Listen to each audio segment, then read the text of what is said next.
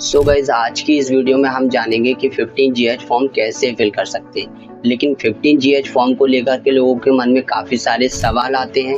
तो आज की इस वीडियो में हम आप लोगों को उन सारे सवालों के जवाब देने वाले हैं जो आप लोगों के मन में 15GH फॉर्म को लेकर के आते हैं। और यही नहीं, हम आप लोगों को इस वीडियो में लाइव 15GH फॉर्म फिल करके भी दिखाने वाले हैं। बस बनी रहिएगा वीडियो के आखिर तक। वीडियो को स्किप बिल्कुल मत कीजिएगा, क्योंकि ये जो फॉर्म है ये बहुत ही ज़्यादा इम्पोर्टेंट फॉर्म होता है। तो कहीं पे भी आपको इस फॉर्म को सबमिट करने से पहले इस फॉर्म के बारे में जानना ज़रूरी है कि आप लोगों को ये फॉर्म सबमिट करना चाहिए या नहीं करना चाहिए।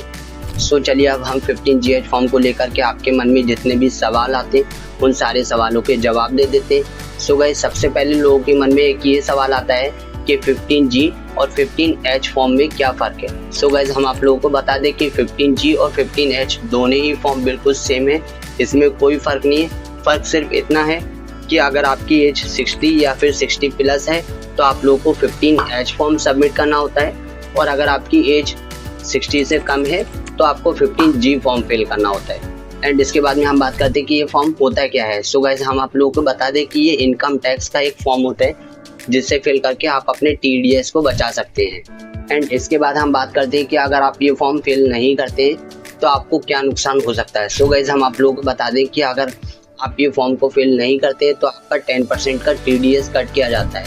एंड इसके बाद हम बात करते हैं कि ये फॉर्म कहाँ पे सबमिट किया जाता है। सो गाइस, वैसे तो ये फॉर्म काफ़ी सारी जगहों पे सबमिट किया जाता है, लेकिन मोस्टली जो है ये आपको जब आप अपने PF अमाउंट को विड्रॉ करते हैं तो उस टाइम पे आपको सबमिट करने के लिए आता है। सो काफ़ी सारे लोगों का यही सवाल रहता है कि अगर वो अपने PF अमाउंट को विड्रॉ कर रहे हैं और वहाँ पे उनको 15G फॉर्म फिल करने के लिए आ रहा है, लेकिन अगर वो वहाँ पे फिल नहीं करते तो उससे क्या नुकसान हो सकता है। सो गाइस, हम आप लोगों को बता दें कि अगर आपको 15G फॉर्म फिल करने के लिए आ रहा है वहाँ पे और आप 15G फॉर्म फिल नहीं करते हैं तो आपका 10% का TDS कट किया जाता है। यानी फॉर एग्जांपल, अगर आपने 1 लाख रुपए का अमाउंट विड्रॉ किया है तो उस पर 10% का आपको TDS कट किया जाएगा, यानी 10,000 अमाउंट जो है उसमें से आपका टैक्स चला जाएगा। सो आपको अपना TDS बचाने के लिए इस फॉर्म को फिल करना बहुत ही ज़रूरी होता है। एंड इसके बाद में काफ़ी सारे लोगों का सवाल होता है कि उन्होंने by mistakenly PF amount withdraw करने का रिक्वेस्ट दे दिया है और उन्होंने 15GH फॉर्म जो है वो भी सबमिट नहीं किया है, जिसकी वजह से उनका 10% का TDS कट हो चुका है। तो उस TDS को वो वापस कैसे ले सकते हैं। सो गाइस, हम आप लोगों को बता दें कि अगर आप लोगों का TDS कट हो चुका है और आपको उसको वापस लेना है तो उसके लिए आपको ITR फाइल करना होगा, तभी आप अपने उस TDS को वापस ले सकते हैं। एंड इसके बाद हम बात करते हैं अपने लास्ट और सबसे इम्पोर्टेंट सवाल की, जो लोगों के मन में आता है कि किन लोगों को 15GH फॉर्म सबमिट करना होता है। सो गाइस, हम आप लोगों को बता दें कि अगर आपका सर्विस टाइम 5 साल से कम है और आपका PF अमाउंट 50,000 से ऊपर है, यानी एम्प्लॉय शेयर और एम्प्लॉय शेयर मिलाकर के आपका अमाउंट जो है वो 50,000 से ऊपर है, यानी यहाँ पे आपको पेंशन का अमाउंट ऐड नहीं करना है, सिर्फ एम्प्लॉय शेयर और एम्प्लॉय शेयर ये दोनों मिलाकर के अगर अमाउंट आपका 50,000 से ऊपर है और आपका सर्विस टाइम 5 साल से कम है, चाहे एक कंपनी में हो चाहे 2 कंपनी में हो, तो आप लोगों को 15GH फॉर्म सबमिट करना होता है। लेकिन अगर आप लोगों का सर्विस टाइम 5 साल से ज़्यादा है, चाहे वो एक कंपनी का हो चाहे एक से ज़्यादा कंपनियों का मिला करके टोटल सर्विस टाइम आपका 5 साल से ज़्यादा हो और अमाउंट चाहे 50,000 से कम हो या 50,000 से ज़्यादा हो, आप लोगों को 15GH फॉर्म सबमिट नहीं करना होता है। एंड यहाँ पे हम जो ये 5 साल के सर्विस टाइम की बात कर रहे हैं, तो ये आपका टोटल जितनी भी कंपनियों में आपने जॉब किया है उन सारी कंपनी का मिला करके आपको सर्विस टाइम आपका कैलकुलेट करना होगा कि टोटल आपका सर्विस टाइम कितना हो रहा है। उम्मीद करते हैं गाइस कि आप लोगों के मन में 15GH फॉर्म को लेकर के जितने भी सवाल थे उन सारे सवालों के जवाब आप लोगों को मिल चुके हैं। तो चलिए अब हम बात करते हैं कि 15GH फॉर्म को फिल कैसे करते हैं। सो गाइस, सबसे पहले आप लोगों को इस फॉर्म को इनकम टैक्स की वेबसाइट से डाउनलोड करना होता है, या फिर हमने इस वीडियो के डिस्क्रिप्शन में जो लिंक दिया हुआ है तो आप लोग वहाँ से भी इस फॉर्म को डाउनलोड कर सकते हैं। सो गाइस, फॉर्म डाउनलोड करने के बाद में आपको इसका प्रिंट आउट निकलवाना होता है।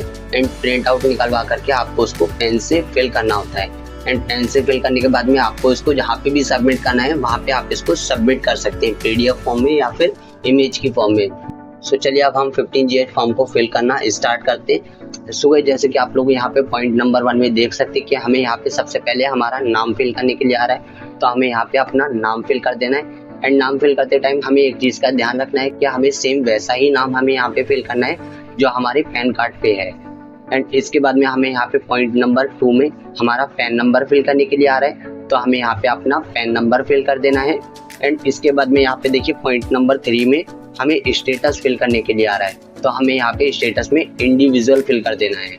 एंड इसके बाद में पॉइंट नंबर 4 में हमें यहाँ पे फाइनेंशियल ईयर फिल करने के लिए आ रहा है, तो अभी जो करंट में फाइनेंशियल ईयर चल रहा है हमें वो फाइनेंशियल ईयर यहाँ पे फिल करना है। सो जैसे कि हम ये वीडियो शूट कर रहे हैं अक्टूबर 2025 में, तो अभी जो करंट का फाइनेंशियल ईयर होगा वो होगा 2025 से 2026, तो हमें यहाँ पे 2025 से 2026 फिल कर देना है। एंड इसके बाद में हमें यहाँ पे पॉइंट नंबर 5 में रेसिडेंशियल स्टेटस फिल करने के लिए आ रहा है, तो हमें यहाँ पे इंडियन फिल कर देना है। एंड इसके बाद हमें यहाँ पे पॉइंट नंबर 6 से लेकर के पॉइंट नंबर 12 तक हमारा एड्रेस फिल करने के लिए आ रहा है, जिसमें हमें हमारा स्टेट, हमारा एरिया, पिन कोड, ये सब कुछ हमें यहाँ पे फिल करने के लिए आ रहा है, तो हमें यहाँ पे अपना पूरा एड्रेस फिल कर देना है। एंड इसके बाद में हमें यहाँ पे देखिए पॉइंट नंबर 13 में हमारा मेल आईडी फिल करने के लिए आ रहा है, तो हमें यहाँ पे अपना मेल आईडी फिल कर देना है, जो भी मेल आईडी अभी हम यूज़ कर रहे हैं। एंड इसके बाद में हमें यहाँ पे देखिए पॉइंट नंबर 14 में हमारा मोबाइल नंबर या फिर टेलीफोन नंबर फिल करने के लिए आ रहा है, तो हमें यहाँ पे अपना मोबाइल नंबर फिल कर देना है। एंड इसके बाद पॉइंट नंबर 15 को बहुत ही ध्यान से समझिएगा। यहाँ पे देखिए हमसे पूछा जा रहा है कि हमने ITR फाइल किया है या नहीं फाइल किया है, तो अगर हमने ITR फाइल किया है तो हमें यहाँ पे यस पे टिक करना है। एंड अगर हमने यहाँ पे ITR फाइल नहीं किया है तो हमें यहाँ पे नो पे टिक करना है। एंड गाइस यहाँ पे हम आप लोगों को एक चीज़ बता दें कि अगर आप लोग यहाँ पे यस पे क्लिक करते हैं, यानी अगर आपने ITR फाइल किया है और आप यहाँ पे यस पे टिक करते हैं, तो आपको यहाँ पे असेसमेंट ईयर भी फिल करना होगा। तो असेसमेंट ईयर जो होता है वो करंट का जो फाइनेंशियल ईयर होता है उसका जो नेक्स्ट ईयर होता है वो असेसमेंट ईयर कहलाता है। फॉर एग्जांपल अगर 2023 से 2024 जो है वो फाइनेंशियल ईयर है, तो उसका जो असेसमेंट ईयर होगा वो 2024 से 2025 का रहेगा। सो हमने जैसे कि यहाँ पे ITR फाइल नहीं किया है तो हम यहाँ पे नो पे टिक करेंगे। एंड इसके बाद में यहाँ पे देखिए ऑप्शन नंबर 16 में हमें अमाउंट फिल करने के लिए आ रहा है, यानी कितने अमाउंट के लिए हम यहाँ पे 15GH फॉर्म को सबमिट कर रहे हैं। तो हम जो भी अमाउंट विड्रॉ कर रहे हैं तो उसका एक लमसम अमाउंट यहाँ पे फिल कर देना। अगर आपको एग्जैक्ट अमाउंट मालूम है कि कितना अमाउंट आपका विड्रॉ हो रहा है तो आपको एग्जैक्ट अमाउंट फिल कर देना है। यानी अगर आप लोगों को एग्जैक्ट अमाउंट नहीं मालूम है कि कितना अमाउंट आपका विड्रॉ हो रहा है तो आपको एक लमसम अमाउंट यहाँ पे फिल कर देना है। जैसे कि अगर आपको लगता है कि आपका अमाउंट जो है वो 80,000 या फिर 85,000 रहेगा, तो आपको एक लमसम अमाउंट यहाँ पे 90,000 या फिर 95,000 फिल कर देना है। एंड इसके बाद में पॉइंट नंबर 17 में हमसे पूछा जा रहा है कि इस फाइनेंशियल ईयर में हमने PF अमाउंट जो है उसके अलावा कितना अमाउंट अर्न किया है, यानी कितना पैसा हमने कमाया है। तो हमने जैसे कि फॉर एग्जांपल हमने PF अमाउंट के अलावा 2 लाख रुपए हमने कमाया है, तो 2 लाख रुपए हमारा वो हो गया और 1 लाख हमारा ये PF अमाउंट हो गया, तो हमें यहाँ पे 3 लाख अमाउंट फिल कर देना है। एंड इसके बाद में पॉइंट नंबर 18 में हमसे पूछा जा रहा है कि हमने इस साल में 15GH फॉर्म कहाँ अभी किया है। सो अगर हमने इस साल में कहीं पे भी 15GH फॉर्म सबमिट किया है तो हमें यहाँ पे उसका नंबर लिखना है कि हमने कितने फॉर्म सबमिट किया है। जैसे कि अगर हमने कहीं पे एक ही जगह पे सबमिट किया तो हमें यहाँ पे 1 लिख देना है। अगर हमने कहीं 2 जगह पे सबमिट किया है तो हमें यहाँ पे 2 लिख देना है। लेकिन अगर हमने यहाँ पे सबमिट किया है तो हमें यहाँ पे नेक्स्ट कॉलम में जो है अमाउंट भी लिखना होगा कि हमने कितने अमाउंट के लिए 15GH फॉर्म को सबमिट किया था। सो जैसे कि हमने यहाँ पे इस साल में कहीं पे भी 15GH फॉर्म सबमिट नहीं किया है तो हम यहाँ पे कुछ भी फिल नहीं करेंगे। एंड इसके बाद में हमें पॉइंट नंबर 19 में सबसे पहले सीरियल नंबर फिल करने के लिए आ रहा है, तो हमें यहाँ पे जो सीरियल नंबर आ रहा है इसमें हमें 01 लिख देना है। एंड इसके बाद में हमें यहाँ पे देखिए एक ऑप्शन आ रहा है आइडेंटिफिकेशन नंबर ऑफ रिलेवेंट, तो हमें यहाँ पे अपना UN नंबर फिल कर देना है। एंड जिस मेंबर आईडी का हम PF अमाउंट विड्रॉ कर रहे हैं उस मेंबर आईडी को यहाँ पे फिल कर देना है इस तरह से। एंड इसके बाद में हमें यहाँ पे थर्ड ऑप्शन आ रहा है नेचर ऑफ इनकम का, तो हमें यहाँ पे PF विड्रॉ लिख देना है। एंड इसके बाद में हमें यहाँ पे जो थर्ड ऑप्शन आ रहा है इसमें हमें 192A लिखना है। एंड इसके बाद हमें लास्ट ऑप्शन में अमाउंट फिल करने के लिए आ रहा है, तो जो भी PF अमाउंट हम यहाँ पे विड्रॉ कर रहे हैं उस PF अमाउंट को हमें यहाँ पे फिल कर देना है। जैसे कि हमने यहाँ पे लमसम अमाउंट 1 लाख फिल किया हुआ है तो सेम यही अमाउंट हमें यहाँ पे फिल कर देना है। एंड इसके बाद में हमें यहाँ पे देखिए सिग्नेचर करने के लिए आ रहा है, तो हमें यहाँ पे अपना सिग्नेचर कर देना है। सिग्नेचर करने के बाद में हमें यहाँ पे हमारा नाम फिल करने के लिए आ रहा है, तो हमें यहाँ पे वापस से अपना नाम फिल कर देना है। एंड इसके बाद में गाइस यहाँ पे देखिए प्रीवियस जो फाइनेंशियल ईयर चल रहा है उसका एंडिंग डेट फिल करने के लिए आ रहा है, तो जैसे कि अभी करंट का जो फाइनेंशियल ईयर चल रहा है उसका जो एंडिंग डेट होगा वो रहेगा 31 मार्च 2026। तो हमें यहाँ पे 31 मार्च 2026 फिल कर देना है।